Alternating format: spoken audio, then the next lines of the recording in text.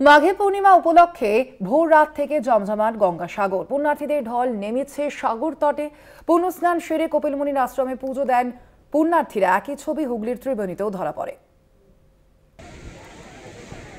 মকর সংক্রান্তির পর মাঘী পূর্ণিমা, দূর দূরান্ত থেকে সাগর তটে পুণ্যার্থীর ঢল। লক্ষাধিক পুণ্যার্থীর সমাগম ঘিরে জমজমাট গঙ্গাসাগর। পুণ্যস্নানে মেতেছেন ধর্মপ্রাণ মানুষ। ইতিমধ্যেই হাজার হাজার পুণ্যার্থী পুণ্যস্নান সেরে একেবারেই কপিলমুনি আশ্রমে পুজো দিতে রওনা দিয়েছে। স্নানঘাট থেকে একেবারে কপিলমুনি মন্দির পর্যন্ত লম্বা লাইন।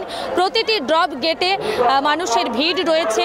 পুণ্যস্নান সেরে ডালা হাতে তারা ধীরে ধীরে এগিয়ে চলেছেন কপিলমুনি আশ্রমের দিকে। সুন্দরভাবে আমরা আনন্দ করছি।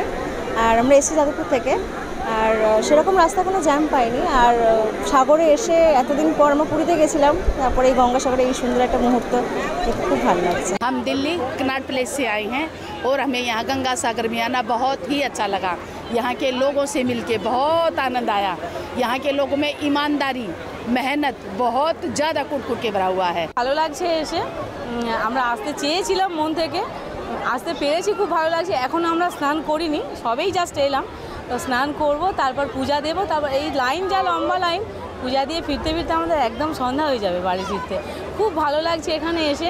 একই ছবি হুগলির ত্রিবেণীতে। তবে হুগলির ত্রিবেণীর পুণ্যস্নান ঘিরে রয়েছে একাধিক জনশ্রুতি। প্রায় 700 বছর আগে হুগলির ত্রিবেণীতে গঙ্গা যমুনা সরস্বতীর সঙ্গমে বসত কুম্ভ।